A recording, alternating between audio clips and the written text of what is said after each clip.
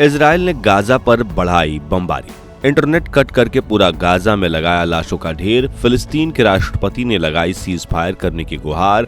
Netanyahu बोले जब तक बंधकों को रिहाई नहीं मिलती तब तक कोई सीज फायर नहीं। जी हाँ दोस्तों, इजराइल हमास युद्ध शांत होने की जगह और भी ज्यादा बढ़ता ही जा रहा है। इजराइल की हवाई सेना ने गाजा पर अपनी बमबारी पहले से कहीं ज्यादा तेज कर दी है, जिसके चलते गाजा के बम ऐसे बरस रहे हैं मानो बमों की बारिश हो रही हो। हर तरफ लोगों के चीखने चिल्लाने की आवाजें गूंज रही है और मदद करने वाला कोई नहीं है। अपने लोगों की हालात देखकर फिलिस्तीन के राष्ट्रपति खुद सीज फायर करने की गुहार लगा रहे हैं, लेकिन नेतन्याहू ने साफ कह दिया है कि युद्ध में किसी तरह का कोई सीज फायर नहीं होगा। सिर्फ फिलिस्तीन ही नहीं, अब तो दुनिया भर से इस युद्ध को रोकने की मांग उठ रही है, लेकिन खून का प्यासा इजराइल किसी भी तरह रुकने को तैयार नहीं है। अगर इजराइल जल्दी ही नहीं रुका तो पूरे गाजा को खाक में मिला दिया जाएगा। तो गाजा पर इजराइल ने अपनी बमबारी क्यों बढ़ा दी है? ऐसी क्या वजह है कि नेतन्याहू किसी भी हाल में सीज फायर करने को तैयार नहीं है और इस लड़ाई को पूरी दुनिया के लिए क्यों खतरनाक माना जा रहा है? आइए इन सभी सवालों के जवाब खोजने की कोशिश करते हैं। दोस्तों, अभी तक अगर आपको लग रहा होगा कि गाजा में जो हो रहा है वही क्रूरता के इंतहा है, तो आप पूरी तरह से गलत हैं, क्योंकि ये युद्ध अब ऐसा भयानक रूप ले रहा है जिसके बारे में हम सोच भी नहीं सकते। सबसे पहले तो आपको बता दें कि 7 अक्टूबर को शुरू हुए इस युद्ध में सिर्फ एक महीने के अंदर ही गाजा में मरने वाले लोगों की गिनती 10,000 के पार हो चुकी है। यानी पिछले एक महीने में इजराइल की सेना ने गाजा पर इतने बम गिराए हैं कि यहाँ लाशों के ढेर लग चुके हैं। हर रोज यही खबर सुनने को मिलती है कि आज फला जगह पर इतने बम गिराए गए और जिसमें 1 या 2 आतंकी लोग और काफी सारे सामान्य लोगों की मौत हो गई। यहाँ तक कि इस क्रूरता का शिकार ऐसे मासूम बच्चे भी बन रहे हैं जिन्हें युद्ध का मतलब तक मालूम नहीं है।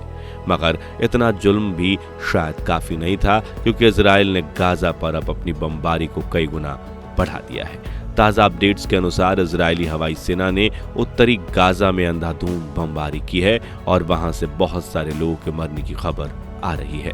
बमबारी इतनी विनाशकारी थी कि इसके शुरू होने के सिर्फ कुछ ही घंटों के अंदर फिलिस्तीनी राष्ट्रपति महमूद अब्बास ने सीज फायर की गुहार लगाना स्टार्ट कर दिया। मासूम लोगों को मरते हुए देख उन्होंने गाजा में इजराइल के लिए झुकना ही बेहतर समझा।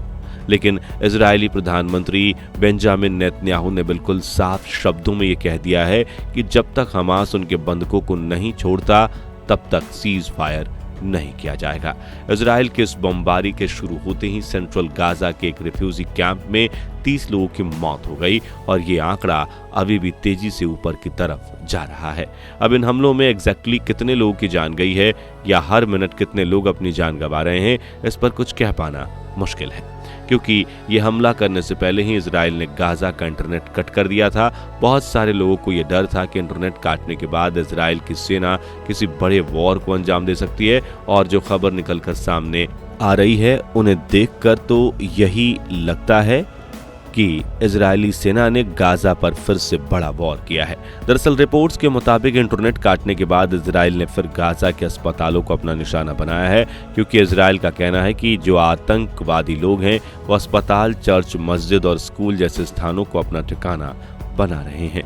जो लोग नहीं जानते उन्हें बता दें कि 2 हफ्ते पहले इजराइल ने गाजा के अल अहली अरब हॉस्पिटल पर बम गिराकर उसे अपना निशाना बनाया था, जिसमें तकरीबन 800 लोगों की जान गई थी। उस समय ऐसा करने पर दुनिया भर में इजराइल की आलोचना हुई थी, क्योंकि हॉस्पिटल को निशाना बनाना वॉर क्राइम की श्रेणी में आते हैं। हालांकि इजराइल इन आरोपों को नकारता रहा। उस घटना ने दुनिया भर में बहुत सुर्खियां बटोरी थी और अब शायद इजराइल ने वही कृत्य फिर से दोहराया है, मगर इस बार उसने चालाकी ये की है कि इंटरनेट को पहले ही कट कर दिया है, ताकि हमास के अंदर और बाहर बैठे आतंकवादी लोग का आपस में कम्युनिकेशन सिस्टम ना रहे। साथ ही हादसे के बारे में बाहर की दुनिया को कोई खबर ना मिल सके। और सिर्फ इंटरनेट ही नहीं बल्कि टेलीफोन और दूसरी सभी तरह की टेलीकम्युनिकेशन को भी काट दिया गया है। मतलब गाजा के अंदर इजराइल के सैनिक इस समय क्या कर रहे हैं ये कोई नहीं जानता। जितनी खबरें किसी तरह बाहर निकल कर आ रही हैं वही दुनिया तक पहुंच रही हैं। वैसे ये पहली बार नहीं है। 7 अक्टूबर को जब ये युद्ध शुरू हुआ था तब से लेकर अब तक गाजा में 3 बार टेलीकम्युनिकेशन को काटा जा चुका है।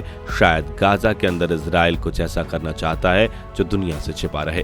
अब इजराइल से अगर पूछे तो उनका यही कहना है कि वो सिर्फ और सिर्फ हमास का खात्मा करना चाहते हैं। देखिए, इजराइल और हमास के बीच लड़ाई कोई आज की नहीं है, बल्कि 1987 में जब हमास बना है तभी से इनके बीच ये जंग चल रही है।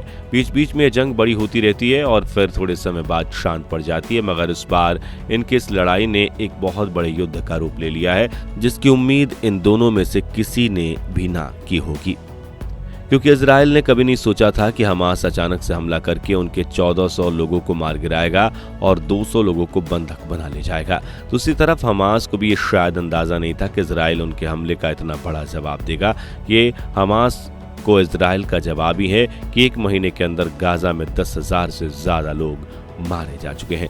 मगर दोस्तों, यहाँ प्रॉब्लम यह है कि इन 10,000 लोगों में हमास के लड़ाके ना के बराबर हैं और जितनी भी बमबारी हो रही है उसमें मैक्सिमम आम नागरिक ही बलि चढ़ रहे हैं। यही कारण है कि दुनिया भर में इजराइल को सीज फायर करने के लिए कहा जा रहा है ताकि बेगुनाह लोगों को मौत के घाट उतारना बंद किया जा सके। पर इजराइल ने तो जैसे ठान लिया है कि वो हमास को खत्म करके ही दम लेगा, फिर चाहे इस प्रक्रिया में पूरा गाजा तबाह हो जाए। वैसे गाजा में तबाह होने के लिए अब ज्यादा कुछ बचा भी नहीं है। इस शहर की लगभग सभी इमारतें और घर के मलबे बन चुके हैं और 1 महीने पहले तक जिन लोगों के पास अपने खुद के घर थे वे आज रिफ्यूजी कैंप में रात बिताने को मजबूर हैं। एक तरफ इजराइल है जो किसी की सुनने को बिल्कुल भी तैयार नहीं है और दूसरी तरफ हमास भी कुछ कम जिद्दी नहीं है। इतना सब कुछ होने के बावजूद हमास झुकने या इजराइल के बंधकों को छोड़ने का नाम तक नहीं ले रहा।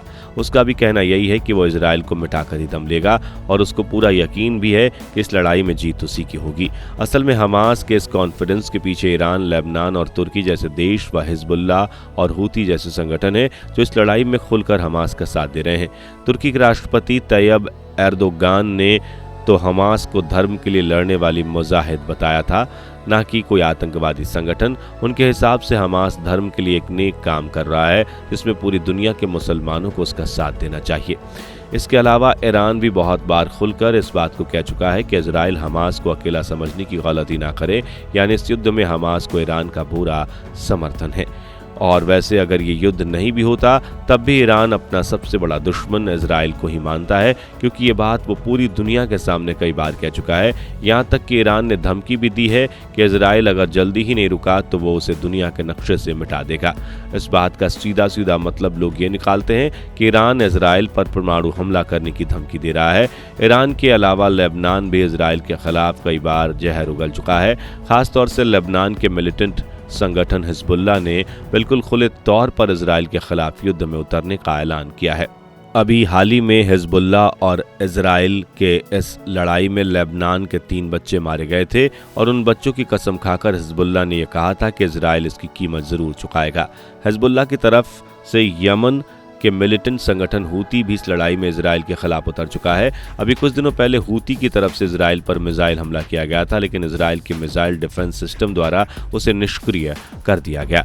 इन सब के अलावा इस लड़ाई में सऊदी, पाकिस्तान, लीबिया और सीरिया जैसे देश भी इजराइल के खिलाफ हैं।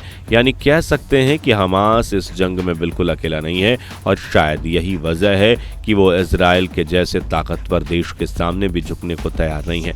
मगर डर यह है कि हमास अगर नहीं झुका और इजराइल इसी तरह गाजा के मासूम लोगों की जान लेता रहा तो धीरे धीरे करके उसके खिलाफ इस युद्ध में दूसरे देश भी उतरने लगेंगे और जब इजराइल अकेला पड़ेगा तो दुनिया के कुछ देश उसकी तरफ से भी लड़ने आएंगे। यानी इस युद्ध में निकली छोटी सी चिंगारी कब विनाशकारी विश्व युद्ध का रूप ले लेगी पता नहीं चलेगा।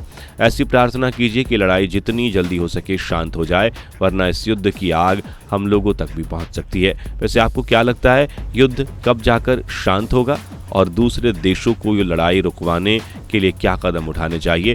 कमेंट में अपनी राय जरूर शेयर करें। बाकी दोस्तों, हमारी आज की इस वीडियो में बस इतना ही था। वीडियो अच्छी लगी हो तो इसे लाइक और शेयर जरूर करना और अगर आप हमारे फेसबुक पेज पर नए हैं तो पेज को फॉलो भी जरूर करें। मिलते हैं जल्दी ही एक और इंटरेस्टिंग वीडियो में, तब तक के लिए गुड बाय, जय हिंद।